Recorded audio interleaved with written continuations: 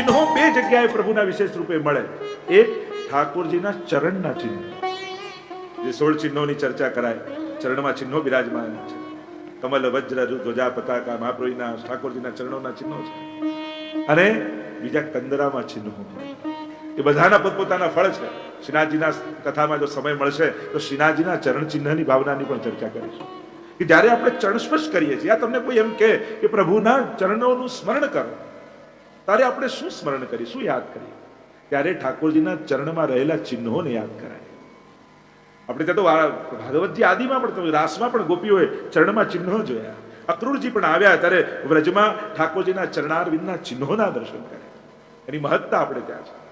તો એ ચરણ ચિહ્નની પણ વિશેષ પ્રકારથી ભાવનાઓનું વર્ણન કરવામાં આવ્યું છે. તો કંદરાના ચિહ્ન અને ચરણના ચિહ્ન આ બંનેની વિશેષતા આપણે ત્યાં છે. તો મનન કરે મુનિ, તો મુનિ બિરાજમાન છે, સ્મરણ ભક્તિનું પ્રતીક છે. કેવલ એ મુનિના દર્શન માત્રથી તમારી સ્મરણ ભક્તિ સિદ્ધ થાય. ઘણી વાર લોકો એમ કે ગણીને માળા કરવી કે ગણ્યા વગર કરવા, ગણીને પાઠ કરવા કે ગણીને નહીં કરવા, બંનેની મહત્તા છે. ગણતરીની પણ મહત્તા છે. જે જ્યારે જપ કરવા બેસો ત્યારે ગણતરીની મહત્તા છે. સ્મરણ કરો એમાં ગણિત થતું નથી. એ તો સ્નેહથી જે સહજમાં સ્ફુરે એને સ્મરણ કહેવાય, અને કરવું પડે એને જપ કહેવાય. અને એટલા માટે જ્યારે આપણા નિત્ય નિયમ હોય ત્યારે આપણે ગણતરીની પણ મહત્તા હોય છે. અને વિશેષ રૂપે જેમ કહેતા હોય કે જેટલા શ્લોક એટલા પાઠ કરવા, એટલે કે યમનાષ્ટકના કે 9 પાઠ કરવા કે 8 પાઠ, લોકો કહે સર્વોત્તમના 35 શ્લોક છે, એટલા માટે જેટલા શ્લોક હોય એ પ્રમાણેની, યા જેટલા અક્ષર હોય એટલી માળા કરવી, અષ્ટાક્ષરની 8 માળા, પંચાક્ષરની 5 માળા, એવું એક વિધાન જપ શાસ્ત્રમાં કહેવાતું હોય છે, જપના વિધાનમાં કહેવાતું હોય છે. તો સ્મરણ ભક્તિ ઠાકોરજીના કંદરામાં એક મેષનું ચિહ્ન છે, ઘેટા. અને આ ઘેટું પાદ સેવન ભક્તિનું પ્રતીક છે. શ્રવણમ કીર્તનમ વિષ્ણુ સ્મરણમ પાદ સેવન. તમે ઘેટાને જોજો, આગળના ઘેટાના પગ જોઈને જ ચાલતું, એ સામે ના જોવે. આપણે આ તો ઘેટા જેવા છે, પાછળ પાછળ જયા કરે. કેમ? કારણ કે એના આગળવાળાના પગ જ જુએ, સામે ના જુએ. એક ખાડામાં પડે તો બધા ખાડામાં પડી જાય, કારણ કે સામે જોતા જ ના હોય, કેવલ આગળવાળાના ચરણને જોતા, પગને જોતા હોય. અને એટલા માટે શ્રીનાથજીની કંદરામાં રહેલું મેષનું ચિહ્ન એ પાદ સેવન ભક્તિનું પ્રતીક છે. ભક્તોને કેવલ ને કેવલ શ્રીજીના ચરણમાં જ આસક્તિ. કૃષ્ણ ભટ્ટાજીની વાર્તામાં નથી આવતું, સેવા કરે પણ ક્યારે ચરણ સ્પર્શ ન કરે. શ્રીનાથજીએ ગુસાઈજીને ફરિયાદ કરી કે પ્રભુ, શ્રીનાથજી કહેવા લાગ્યા ગુસાઈ કાકાજી કે આ સેવા તો બહુ સુંદર કરે છે મારી, ક્યારે ચરણ સ્પર્શ નથી કરતો. આવીને બોલાવ્યા, કહ્યું કે શ્રીનાથજી બાબા શું કહે છે, તમે સેવા તો સુંદર કરો છો પણ ચરણ સ્પર્શ કેમ નથી કરતા? કહ્યું કે જયરાજ, આ માખી મચ્છર પણ ઉડતા ઉડતા ક્યારેક શ્રીજીના ચરણમાં બેસી જતા હશે. આવા ચરણ સ્પર્શનો શું અર્થ? ચરણ સ્પર્શ તો ત્યારે હું માનું જ્યારે શ્રીનાથજી પોતાનો ચરણ આગળ કરે અને મારા માથે પર થાય. ગુસાઈજી કહ્યું આવો મારી સાથે. આવ્યા, નિજ મંદિરમાં લઈ ગયા. કહ્યું બાબા, યા કોઈ ચરણ સ્પર્શ કો મનોરથ હૈ, યા કોઈ મનોરથ પૂરો કરો. અને સ્વયં શ્રીનાથજી બાબા ચોકી ઉપર બિરાજી ગયા છે. અને કૃષ્ણ ભટ્ટને કહ્યું દંડવત કર.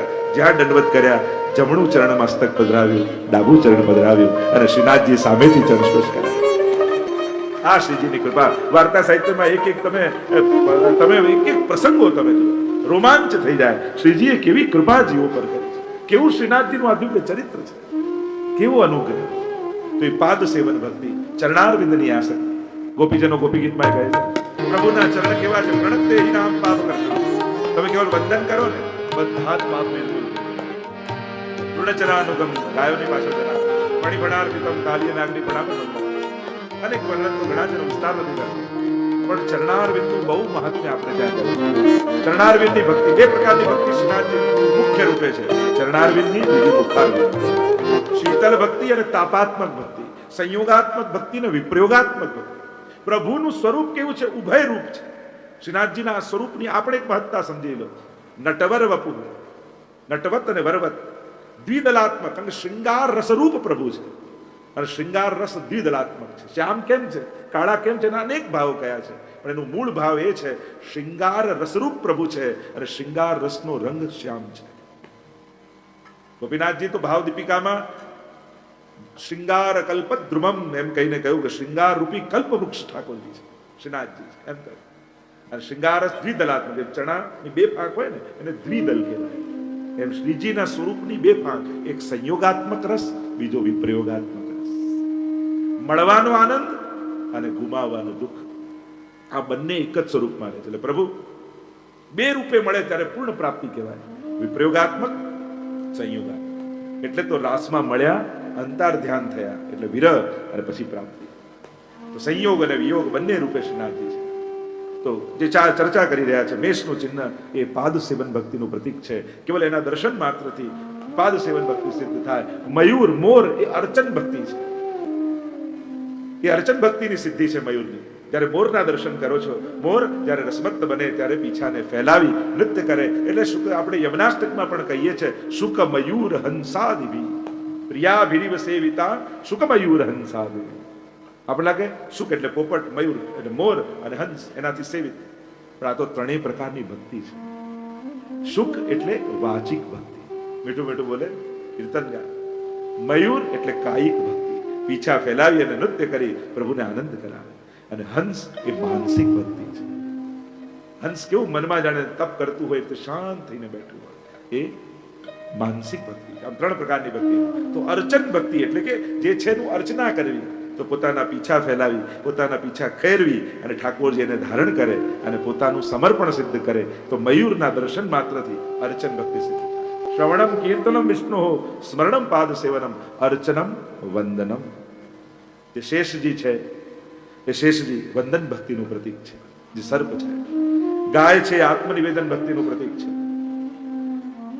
દ્વિતીય ગાય, બીજી ગાય છે દાસ્ય ભક્તિનું પ્રતીક છે. અને સિંહ એ સખ્ય ભક્તિનું પ્રતીક છે. આમ નવધાય નવદા ભક્તિનું અને પ્રેમ લક્ષણા ભક્તિ રૂપ તો ઠાકોરજી પોતે બિરાજમાન છે. પોતે કૃપા કરી પ્રેમ લક્ષણા ભક્તિનું દાન ભક્તોને કરે છે. શ્રીનાથજીના સ્વરૂપની અનેકવિધ પ્રકારની ચર્ચાઓ, એક ભાવના એ બતાવવામાં આવી શ્રીનાથજીના સ્વરૂપની. જુદા જુદા આચાર્ય અને ભગવદીઓ દ્વારા જે જુદા જુદા રૂપે શ્રીનાથજીના સ્વરૂપને સમજાવવામાં આવ્યું છે. ચાર ખૂણા એ ચારે પ્રકારની નિકુંજ છે. ચારે ગોપીજનોની જે ચાર યુથ છે મુખ્ય વ્રજ ગોપીઓના, નિત્ય સિદ્ધા ગોપીજનોનું યુથ, શ્રુતિરૂપા, ઋષિરૂપા અને કુમારિકા ગોપીજન, એ મુખ્ય ચાર જે યુથ છે એ યુથના જુદા જુદા નિકુંજો છે, જે શ્રીનાથજીના સ્વરૂપના ચાર ખૂણા છે. મસ્તકમાં શુક એ લીલા શુક છે. એ લીલાના અનેકવિધ ગાન કર્યા કરે છે અને આનંદિત કરતા રહે છે. જમણી બાજુ બે મુનિઓ બિરાજમાન છે અને બીજી બાજુ એક મુનિ છે. એમ ત્રણ મુનિ છે. એ ધર્મ, અર્થ અને કામરૂપ આ ત્રણેય મુનિઓ છે. ત્રણેય પુરુષાર્થ છે. અહીંયા મુક્તિ તો ચરણોમાં ચિત્ત લાગવું એ જ મુક્તિ છે. મહાપ્રભુજી વૈષ્ણવના ચારે પુરુષાર્થ સમજાવતા કહે છે, પુષ્ટિ માર્ગે હરિર દાસ્યમ ધર્મ, અર્થો હરિરેવહી, કામો હરિર વિદૃક્ષૈવ, મોક્ષ કૃષ્ણસ્ય ચેતવ.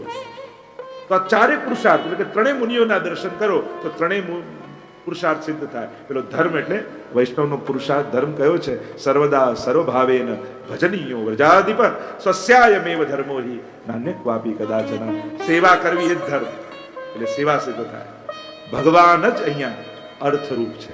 અર્થો હરિરેવહી બીજા મુનિથી, કામો હરિદૃક્ષૈવ પ્રભુને જોવાની કામના, પ્રભુને સ્પર્શવાની કામના, પ્રભુને મેળવવાની કામના, આ જ વૈષ્ણવનો કામ પુરુષાર્થ છે. તો આ ત્રણેય પ્રકારના પુરુષાર્થ સિદ્ધ થવાથી ચોથો મુક્તિ એટલે કે પ્રભુના ચરણોમાં દ્રઢતા એ સિદ્ધ થાય છે. એમ આચાર્યોએ બતાવ્યું. બીજું કયું, નરસિંહ છે એ દ્વારના રક્ષક છે. જે નરસિંહજીનું ચિહ્ન છે એ નિકુંજની અંદર બહાર સિંહ બનીને બિરાજમાન રહે. જો આપણે ત્યાં સિંહ રાતી પણ હોય છે, એની પણ ભાવના સિંહ રૂપ રક્ષક રૂપે બિરાજમાન છે. એટલે કે જે અધિકારી આવે એને તો ભગવદી રૂપે દેખાય અને એને અંદર પધરાવીને લઈ જાય, અને અનધિકારી આવે તો સિંહ બનીને ત્રાડ કરે એટલે અનધિકારી ભાગી જાય. એટલે દ્વારના રક્ષક રૂપે નરસિંહ બિરાજમાન છે, સિંહ રૂપે બિરાજમાન છે. એટલે ઠાકોરજી વાઘ નખ ધારણ કરે એના અનેક અનેક ભાવ બતાવવામાં આવ્યા. કારણ કે વાંકો છે અને જીવને પકડવા માટે છે, યા અનેક અનેક અન્ય પણ સુંદર સુંદર ભાવોના દર્શન કરાવવામાં આવ્યા. જે નરસિંહજીનું ચિહ્ન છે, મોર છે એ નિષ્કામતાનું પ્રતીક છે. લૌકિક કામનાઓ સાથે પ્રભુ પાસે જવાતું નથી, નિષ્કામ જીવનનો પ્રભુ સ્વીકાર કરે છે. તે મયુરના જે પ્રતીક છે એનાથી દર્શન માત્રથી ભક્ત નિષ્કામ બની જાય છે. જે મેષ છે, ઘેટું છે, જે મેષ રાશિ તો લીલાને અનુકૂળ કાલની રચના કરે છે. જે ઘેટું જે મેષ એ લીલાને અનુકૂળ કાલ એટલે કે જે લીલા થતી હોય એને અનુકૂળ વાતાવરણ બની જાય. પ્રભુને ઋતુ પ્રમાણે લીલા ન કરવી પડે, પ્રભુ જે લીલા કરે એ પ્રમાણે ઋતુ પ્રગટ થઈ જાય. લીલાને અનુસાર કલરવ કૂજતા દ્વિજ શોભતા. તો લીલાને અનુકૂળ એટલે જ આપણે ત્યાં વરસાદ જે ઋતુ આવે એ પ્રમાણે મનોરથ થાય. તો આ ઘેટું છે લીલાને અનુકૂળ કાલને સર્જનારું છે. જે શેષનાગ છે એ એ સૈયાજીનો ભાવ એમ બતાવવામાં આવ્યો. પ્રભુ પોડે છે શેષ સૈયા ઉપર, એ પ્રભુની સૈયા છે. બે ગાયો છે, પૃથ્વી અને ધર્મ છે, એમ અનેક પ્રકારથી એની રચના બતાવી. બીજો એક શ્રીનાથજીનો ભાવ જે બતાવવામાં આવ્યો એ આખું શૃંગાર શાસ્ત્ર પ્રમાણે બતાવવામાં આવ્યું કે રસો વૈ સહ શ્રીનાથજી છે, કૃષ્ણ છે, અને જે કાંઈ પણ લીલા કરી રહ્યા છે એ સ્વયંના રસદાન માટે આ બધી લીલા કરી રહ્યા છે. જેમ કેરી રસાત્મક હોય પણ એ રસ આપણા સુધી પહોંચે કઈ રીતે, તો એની પ્રક્રિયા છે. જેમ માણસ ઝાડ ઉપર ચડે અને તોડે, પણ એ જ રસની અનુભૂતિ કઈ રીતે કરે છે એ રીતે રસાનુભવ થાય. એ જ કેરી એને કાપીને કકડા કરીને ખાઓ તો જુદો સ્વાદ આવે, એનું રસ કાઢીને ખાઓ તો જુદી લાગે, એને સીધી મોઢામાં મૂકો તો જુદી લાગે. એટલે રસની અનુભૂતિ તમે કઈ રીતે કરો છો એ રીતે રસાસ્વાદ થાય. કૃષ્ણ પણ રસો વૈસા છે, અને કઈ રીતે તમે રસાનુભૂતિ કરો છો એ પ્રમાણે કૃષ્ણનો આસ્વાદ આવશે. તો ભગવાન સ્વરસનું દાન, ભગવાન અને રસ જુદા નથી, રસરૂપ જ છે. રસ એટલે આનંદ, અલૌકિક આનંદ, સર્વોચ્ચ આનંદ, અને એ આનંદનું દાન કરવા માટે પ્રભુ પધાર્યા છે. પણ કઈ રીતે, તો કે રસમાર્ગની પ્રક્રિયા અનુસાર. એક જ્ઞાન માર્ગની પ્રક્રિયા છે, એક કર્મ માર્ગની પ્રક્રિયા છે, અને એક રસ માર્ગની પ્રક્રિયા છે. અને એટલા માટે જેટલી કૃષ્ણ ચરિત્રમાં આ બધી જ લીલાઓ છે જુદી જુદી, એ પ્રક્રિયા છે રસ માર્ગ અનુસાર ભગવાન સ્વ રસનો, સ્વ આનંદનો દાન કરે, એની પ્રક્રિયા. તો સાહિત્ય શાસ્ત્રમાં રસદાન માટેની અનેક પ્રક્રિયાઓ બતાવતા કહ્યું, વિભાવ અનુભાવ વ્યભિચારી સંયોગાત રસ નિષ્પત્તિ. વિભાવ અનુભાવ વ્યભિચારીના ભાવના સંયોગથી રસની નિષ્પત્તિ થાય છે, રસનો અનુભવ થાય છે. તો આ રસ નિષ્પત્તિ એટલે કે રસદાન કરવા માટે આ બધા ચિહ્નો છે. અને એને બતાવતા કહ્યું કે પક્ષી એ અનુભાવ છે. જે મોર આદિ સુખ આદિ દેખાય તો આખું વેણુ ગીત, કારણ કે આ લીલા રસદાનની લીલા એ વેણુ ગીતની લીલા છે. પ્રભુ વેણુના નાદ દ્વારા સર્વને પોતાનો સુધા સંબંધ કરાવે છે. એટલે કે નાદ સાઉન્ડ છે, પાત્ર છે, અને એમાં ભગવાને પોતાની સુધા પધરાવેલી છે. અને એ સુધા પાત્રમાં બેસી, નાદના પાત્રમાં જીવના કર્ણ પર જઈ અને રોમ રોમમાં કૃષ્ણાનંદ વ્યાપી જાય છે. એની પ્રક્રિયા એ જ વેણુ ગીતની પ્રક્રિયા છે. એટલે વેણુ નાદ, વેણુ ગીત એટલે એમની સમય ઠાકોરજી વાંસળી વગાડી અને બધાએ સાંભળ્યું. એ વાંસળીનો નાદ તો પાત્ર છે, એમાં ભગવાને સ્વરસ મૂકી અને પહોંચાડ્યો છે. તો એ વેણુ ગીતમાં આ બધા જ જે લક્ષણો દેખાય છે એ બધા ત્યાં દેખાય છે. તો પક્ષીઓ અનુભાવ એટલે કે રસનાથી જે રિએક્શન આવે એ ત્યાં દેખાય છે. થોડી ગહન ચર્ચા છે, કદાચ બહુ સંક્ષિપ્તમાં કહીશ, બહુ અઘરું કદાચ થઈ જાય. ઘેટું છે, લીલાને અનુકૂળ કાલને સર્જે છે અને ઉદ્દીપન કરે છે. ઉદ્દીપકને કારણે પ્રક્રિયા તેજ થાય, એ બાકી રસમાર્ગની પ્રક્રિયા છે, એમાં હું બહુ ચર્ચામાં નથી પડતો, થોડું ક્લિષ્ટ થઈ જશે. પણ વિભાવ અનુભાવ વિચારી સંયોગાત રસ નિષ્પત્તિ, આ જુદા જુદા અનુભાવ, વિભાવ, આલંબન વિભાવ, ઉદ્દીપન વિભાવ, આખા સાહિત્ય શાસ્ત્રના બધા શબ્દો છે કે જેને કારણે, જેમ તમે મનોરથની સજાવટ કરો અને એમ થાય કે આજે ઠાકોરજીના દર્શન કરીને બહુ આનંદ આવ્યો, તો શું ઠાકોરજી બદલાઈ ગયા? કેમ આનંદ પ્રગટ્યો? કે આ સજાવટ. તો આ સજાવટ ઉદ્દીપન વિભાવ છે, ઠાકોરજી આલંબન વિભાવ છે, એમના થકી આનંદ આવે. પણ સજાવટને કારણે આનંદ વધી ગયો, કે આ ઉદ્દીપક ભાવ. તો આખું વેણુ ગીતમાં બરહા પીડમ નટવર વપુઃ કર્ણયો કર્ણિકારમ બિભ્રદ્વાંસ કનક કપીશમ વૈજયંત્યમ, એમાં પણ આ પ્રકારની પ્રક્રિયા સુબોધનીમાં મહાપ્રભુજીએ સમજાવી છે કે કઈ રીતે પ્રભુ સ્વરસનું દાન રસશાસ્ત્ર પ્રમાણે કરે છે. એટલે જ આપણી ભક્તિ છે ને એ ગોપીઓની ભક્તિ છે. કોઈ કે આ કરાય, અહીંયા જવાય, આ ખવાય. મેં કહું વૈષ્ણવી જીવન જીવવા માટે એક જ વસ્તુ વિચાર કરો, ગોપીની સામે આ પ્રશ્ન આવે તો એ ગોપી શું કરે? બસ એટલો પ્રશ્ન પોતાની જાતને કરો, બધા ઉત્તર મળી જશે. એક કૃષ્ણને પ્રેમ કરનારી ગોપી, આપણે બધા કૃષ્ણના પ્રેમી છીએ, આ જ પુષ્ટિ ભક્તિ છે. તમે કૃષ્ણને પ્રેમ કરો છો અને એને પામવા માટેનો પ્રયાસ આપણો ચાલી રહ્યો છે. હવે વિચાર કરો, કૃષ્ણને પ્રેમ કરનારી ગોપી, એટલે આ હું નથી કહેતો, નારદજીએ ભક્તિ સૂત્રમાં કહ્યું છે.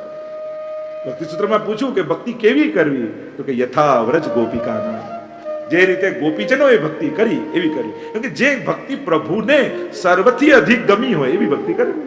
ભક્તો તો ઘણા છે, ધ્રુવ છે, પ્રહલાદ છે, અમરીશ છે, નારદ છે. કોના જેવી કરીએ? તો કે પ્રભુને જેની ભક્તિ સૌથી વધારે ગમી. તો કોની સૌથી વધારે ગમી? તો કે ગોપીઓ. ગોપી પ્રેમ કી ધ્વજા જીને ગોપાલ કિયો વશ ઉર ધરિશ્યામ ભજા. પ્રેમની ધ્વજા ગોપીઓને કહી છે. અને એટલા માટે આપણે બધા ગોપીઓને ફોલો કરનારા છે. એટલે પછી તમને એમ થાય કે હવે આની માનતા કરાય, આ કરાય, પેલું કરાય. ગોપીઓ શું કરે?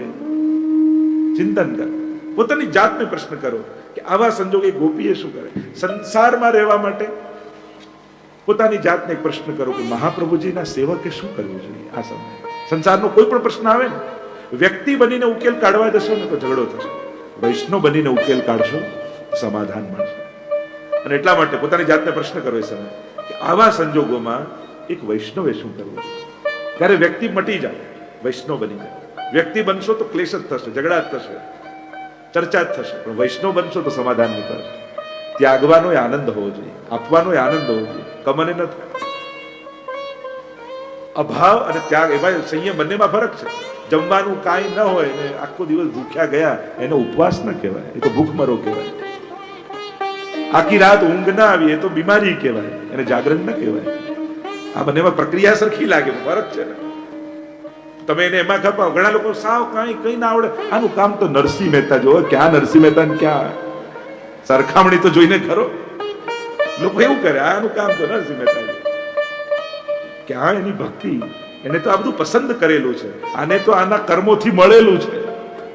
એટલે ક્યાંય તમે કોઈ આડીઅવળી સરખામણી નહીં. ઘણી બધી ક્રિયાઓ છે ને ધર્મમાં સરખી લાગે, પણ એ બંનેમાં બહુ મોટો ફરક હોય છે. તમે ત્યાં ગમે ત્યાં શબ્દના પ્રયોગ ના થાય. તો જે વાત કરી રહ્યા છે, પ્રભુ રસમય છે, રસનું દાન કરવા માટે પધારે છે, અને એટલા માટે અનેકવિધ સ્વરૂપોથી પ્રભુની ભાવનાને સમજાવવામાં આવે છે. શ્રીનાથજીની એક ભાવના એ રાસની પણ છે કે પ્રભુ રાસ કરી રહ્યા છે, અને રાસની આ મુદ્રામાં ઠાકોરજી નિકુંજમાં છે, અને ઊંચો હાથ કરી રાસથી વિખૂટા પડેલા જીવોને રાસમાં બોલાવી રહ્યા છે. તમને એમ થાય કે આ લીલા જીવોને નાખ્યા જ કેમ, પોતાનાથી આમ દૂર કેમ કરે. અરે નાનું બાળક, આ તો લીલા એટલે રમત ને. નાનું બાળક બોલથી રમતો જોયો છે, આમ દૂર નાખ્યો તો એ શેના માટે? કે એને દૂર ફેંકવા માટે ના, પછી દોડીને પકડી જવા માટે, પકડી લેવા માટે. આ તો એની રમત છે, આ તો ખેલ છે, અને ખેલમાં તો આ રીતે જ રમાય. તો ઠાકોરજી આ લીલા કરે છે જીવોને ભૂતલ પર, અને પાછા પોતે ભૂતલ પર પધારે છે, અને પોતે પધારે છે તો કેટલા જીવોનું કલ્યાણ થાય છે. અને એટલા માટે આ લીલાથી વિખૂટા પડેલા જીવો છે, લીલાથી કાઢેલા જીવો નથી. ઘણા જોઈને એમ લાગે આને કાઢ્યો જ લાગે છે, આ વિખૂટો નહીં પડ્યો, આને તો ઠાકોરજી કાઢ્યો લાગે. મૂળ વાત એ છે પ્રભુ તો કૃપાળુ જ છે. એને આ બધા ક્રોધ, ઈર્ષા, લોભ, ભય ભગવાનમાં ન હોય, ભેદભાવ ભગવાનમાં ન હોય. એ તો કરુણા જ કરતા જાણે છે. હા, કોઈને પોતાના યજ્ઞોથી તારે છે, કોઈને પોતાના વેદથી તારે છે, અને કોઈના માટે તો પોતે આવીને ઉપાડી લે છે ખોરાક. તો હે વૈષ્ણવ, તમે તો ભાગ્યશાળી છો, તમારા માટે તો પોતે શ્રીનાથજી પધાર્યા છે. એમણે બીજા કોઈને નથી મોકલ્યા, પોતે આવીને તમને તાર્યા. અકબરે બિરબલને પૂછ્યું, નાવમાં જતા હતા એટલે મજાક સૂજી, ક્યાં તમારા ખુદા પોતે આવીને આવી જાય, અમારા ખુદા બીજા પોતે ના આવે તો પેગમ્બરોને મોકલે, એ તો મોટા છે. બિરબલને થયું કે ચલો સમય આવશે ત્યારે જવાબ આપીશું. એકવાર અકબર બાદશાહના ખોળામાં એનો દીકરો અને નૌકા વિહાર કરતા. બિરબલને થયું નાવ મધ્યમાં આવી એટલે હવે જવાબ આપવાનો રસ્તો છે, છોકરાને ઉપાડીને પાણી નાખી દીધું. અને અકબર બાદશાહ કે બચાવો, અને કોઈ કાઢો, અને 2-3 દ્વાર જોયું ને કોઈને પોતે કૂદકો માર્યો, છોકરાને લઈને નાવમાં આવી. અને એમાં નારાજ થયા બિરબલ, આ શું કરે છે, પાગલ થઈ ગયો છે, આ રીતે નખાતો હશે, ડૂબી જાત. તો રાજા આપના પ્રશ્નનો જવાબ આપતો. અત્યારે બીજા કોઈનો દીકરો પડ્યો હોત તો તમે મને કહે, સિપાહીને કહે, બીજા કોઈને કહે કે આને કાઢો, પણ પોતાનો દીકરો ડૂબતો દેખાયો તો કોઈની રાહ ન જોઈને પોતે કૂદકો મારી દીધો. એમ જ્યારે પોતાના ભક્તો દુખી દેખાય ત્યારે ભગવાન કોઈની રાહ જોતા નથી, પોતે કૂદીને જીવને તાણીને. અર્થ સકળ તેનો સીધો, લીલા માહે તાણીને. ગોપાલદાસજી વલ્લભાખ્યાનમાં કહે છે એને તો પોતે તારે છે, પોતે પકડે છે. એમ આપણા માટે તો શ્રીનાથજી પોતે પધાર્યા છે. પ્રગટ રૂપે નાથ દ્વારામાં આજે પણ આપણને તારવા, આપણા પર કૃપા કરવા માટે બિરાજી રહ્યા છે. તો આમ આ સ્વરૂપની અનેકવિધ પ્રકારની ચર્ચાઓ શ્રીનાથજીની વાર્તામાં આવી, શ્રીનાથજીના અનેકવિધ પ્રસંગોમાં, યા આચાર્યોના અનેક ગ્રંથોમાં, યા ભગવદીઓની વાણીમાં. આપણે ત્યાં ભગવદીઓની વાણીમાં પણ અનેક પ્રકારથી શ્રીનાથજીના સ્વરૂપની ગાથા ગવાય છે. જેમ સાતે સ્વરૂપની ભાવના છે, એમ શ્રીનાથજીના સ્વરૂપની ભાવના છે, મહાપ્રભુજીના સ્વરૂપની ભાવના છે. તો સાક્ષાત ભાગવત રૂપ, રસો વૈસ, શૃંગાર રસરૂપ, આનંદ રૂપ એ શ્રીનાથજીનું સ્વરૂપ છે. રૂપ આપણે વર્ણન આંખથી દેખાઈને કહી શકીએ, પણ સ્વરૂપ તો અનુભવાય. પુષ્ટિ માર્ગમાં રૂપ અને સ્વરૂપનો ભેદ છે. સ્વરૂપની ભક્તિ છે, સ્વરૂપ આસક્તિ છે, સ્વરૂપ નિષ્ઠા છે, અને એટલા માટે સ્વરૂપ સેવા છે. પુષ્ટિ માર્ગનું પરમ ફલ એ સ્વરૂપ સેવા રૂપે છે.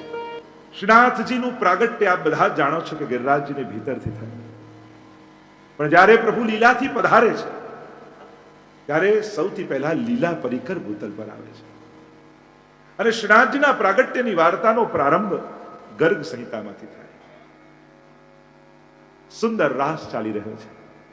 અનેકવિધ ગોપીજનો આસપાસ એક એકનો હાથ પકડીને કુંડાળું વળીને છે.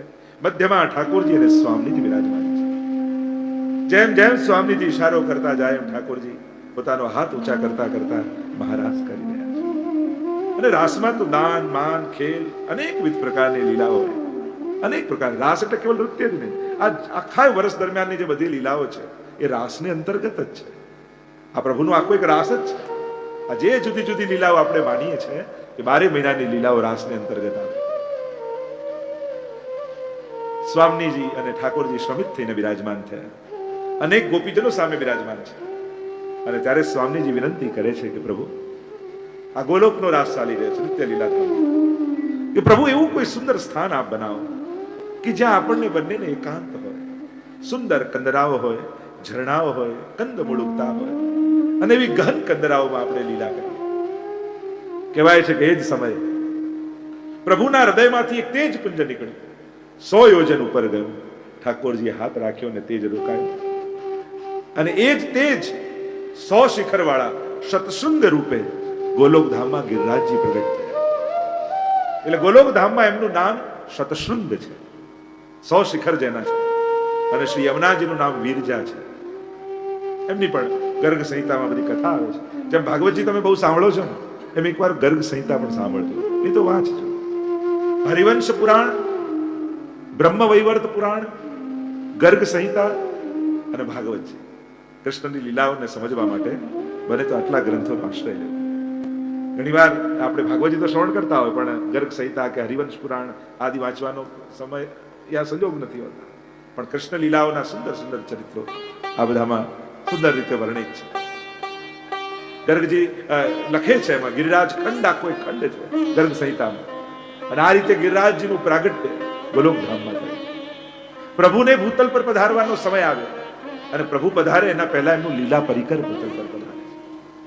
ગિરિરાજજી પધાર્યા શાલ્મલી દ્વીપમાં દ્રોણના પુત્ર બની. સૌથી પહેલા તો શ્રી યમુનાજી ભૂતલ પર આવ્યા. દેહ કારણ શ્રી યમને પ્રથમ આઈ, ભક્ત કે ચિત્ત કી વૃત્તિ સબ જાન કે તાતે અતિ આતુર જુધાઈ. શ્રી યમુનાજી પધારે. કેમ?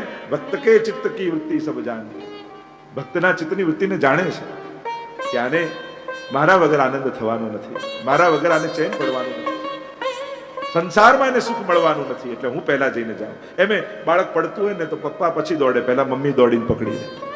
એટલે પ્રભુ તો પછી આયા, પણ યમને મૈયા પહેલા દોડતા આવી ગયા. ભક્ત કે ચિત્ત કી, ક્યારે આ પડી જાય સંસારમાં કોને ખબર. લાવ ને, હું દોડતી જઈને પહેલા એના ખોળામાં લઈ. અનેક અનેક ભાવ કર્યા. બ્રહ્મ સંબંધ થાય એટલે તો યમુનાજી પહેલા દોડે ને. ब्रह्म संबंध जब होत या जीव को तब ही इनकी भुजा वाम फरके दौड़ कर शोर कर जाए पियसो કહે. દોડતા યમુનાજી જઈને પહેલી વધાઈ ઠાકોરજીને યમુનાજી આપે છે કે પ્રભુ, લીલાથી વિખૂટી પડેલી એક સખી ફરી લીલામાં આવી છે, ફરી આપના શરણોમાં આવ્યા છે જીવ જે લીલામાં છે. એમ પહેલી વધાઈ યમુનાજી આપે છે. તો યમુનાજી પધાર્યા, ગિરિરાજજી પધાર્યા, અને શાલ્મલી દ્વીપમાં દ્રોણના પુત્ર રૂપે ગિરિરાજજીનું પ્રાગટ્ય. 3 પુત્ર થયા. એક છે કાંતાનાથ પર્વત, ચિત્રકૂટમાં આજે પણ કાંતાનાથ પર્વત છે, ગિરિરાજજીના ભાઈ છે. બીજા છે ચરણાદ્રી પર્વત, જ્યાં ગુસાઈજીનું પ્રાગટ્ય શરૂ છે. આ પોષ મધ્યાને 9મે શ્રીનાથજી અક્કાજી ઉર ઉપન્યુઆ હળી મળીને ચાલ્યા ચરણાટ જ્યાં નિજ ધામ. એ ચરણાટ, ત્યાં વામન ભગવાનના ચરણોના ચિહ્ન છે, એટલે એનું નામ છે ચરણાદ્રી, જ્યાં ભગવાનના ચરણોના ચિહ્ન છે. તે ગુસાઈજીના પ્રાગટ્ય સ્થળ. અને મધ્યના વચલા ભાઈ છે આ ગોવર્ધન. કથા પ્રસિદ્ધ છે, આ બધા જાણતા હશો.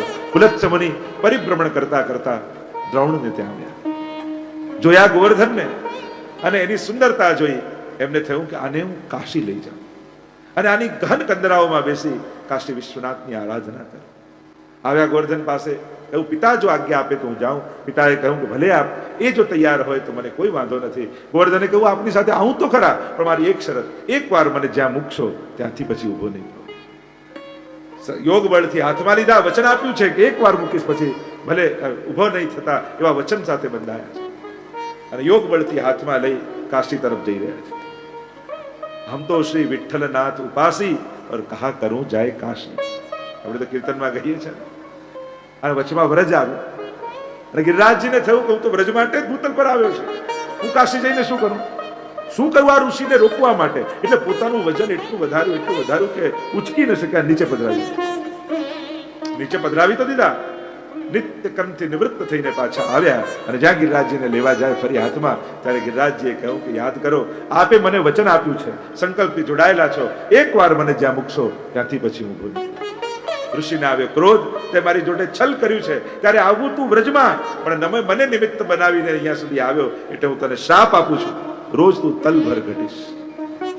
ગિરિરાજજી રોજ તલભર ઘટે છે એવો શ્રાપ જો ભાગવતજીમાં પણ. શ્રાપ અને આશીર્વાદ આ બંનેનું તારણ કાઢો ને તો કેટલા લોકોને શ્રાપ લાગ્યા અને કેટલા લોકોને આશીર્વાદ લાગ્યા, પણ બંનેના પરિણામ જુઓ ને તો શ્રાપ વાળાને બધાને ભગવાન મળ્યા અને આશીર્વાદ વાળા ક્યાંક ને ક્યાંક ખોવાઈ ગયા. જો એમાં પરિણામ કાઢો, જેને શ્રાપ લાગ્યા તો ક્યાંક ને ક્યાંક ઠાકોરજી આવીને કૃપા કરી, અને જેને આશીર્વાદ ને વરદાન મળ્યા એમણે પોતાનું જ હિત કરી લીધું. અને એટલા માટે મહાપુરુષોથી મળેલા શ્રાપ પણ આપણો ઉદ્ધાર કરનારા જ હોય છે, કારણ કે એ પણ કોઈ નિમિત્ત બનાવીને ક્યાંક જીવનમાં પરિવર્તન લાવી દેતું હોય છે. કથામાં ઘણી વાર એમ થાય કે એના ઉપર કથા કરવી જોઈએ કે શ્રાપ અને આશીર્વાદ. કેટલા શ્રાપ છે કેટલા આશીર્વાદ. નાની વાતમાં શ્રાપ લાગે છે. લે તે ફરાળ એકાદશી તોડી દીધી મારા વગર, ત્યાં તને શ્રાપ, એમાં શ્રાપ લાગે. હું આવ્યો ને ઉભા ના થયા, શ્રાપ. કેવા શ્રાપ છે નાની વાત પર. તમે હવે કહો છો કે ગુરુજનો બહુ ક્રોધ વાળા, પહેલાની કથામાં જુઓ, ઋષિ મુનિઓને જુઓ, તમને તો હવે બહુ ભોળા લાગશે. વાત તો હસવાની વાત છે, પણ મહાપુરુષોના શ્રાપ પણ આશીર્વાદ છે. જ્યારે કોઈએ પણ જેટલા બંને વૃક્ષો હતા, નલકુબર, મણિગ્રીવ, ચંદાલયના આંગણામાં ઋષિનો શ્રાપ લાગ્યો, જાઓ જડ બુદ્ધિ છે, જડ થશે, ક્ષમા માંગી તો ભગવાન તમારો ઉદ્ધાર કરશે. કોઈ તપ, વ્રત, સંયમ કાંઈ નહીં, ભગવાન મળી ગયા શ્રાપથી. તો મૂળ વાત એ છે, ખાલી ઋષિએ એમ કીધું ભગવાન ઉદ્ધાર કરશે, અને ભગવાને ઉદ્ધાર કર્યો તો તમને મહાપ્રભુજી કહે છે કે ઠાકોરજી કૃપા કરશે. વલ્લભસ્ય હિતમ વચઃ. તો શું મહાપ્રભુજીના વચન કોઈ મિથ્યા જવાના છે? એમના વચન પર ભરોસો રાખો, ઠાકોરજી નિશ્ચિત તમારા પર કૃપા કરશે. કોઈ ને કોઈ રૂપે, કોઈ ને કોઈ રૂપે. શ્રી વલ્લભના વચન ક્યારે પણ ઠાકોરજી મિથ્યા નહીં જવાના. કસ્યાશ્રયો ભવેત કૃષ્ણ ઇતિ શ્રી વલ્લભો બ્રવીત. આ વલ્લભ કહે છે કે આ પાઠ કરવાથી તમારો આશ્રય સિદ્ધ થશે. તો એ વચન પર ભરોસો રાખીને પાઠ કરશો, નિશ્ચિત સિદ્ધ થશે. વલ્લભને પ્રીતિ કર્યા વગર, વલ્લભમાં સ્નેહ પ્રગટાયા વગર શ્રીજીમાં સ્નેહ ક્યારે સફળ થતો નથી. શ્રીજી તો વલ્લભી પર કૃપા કરે છે.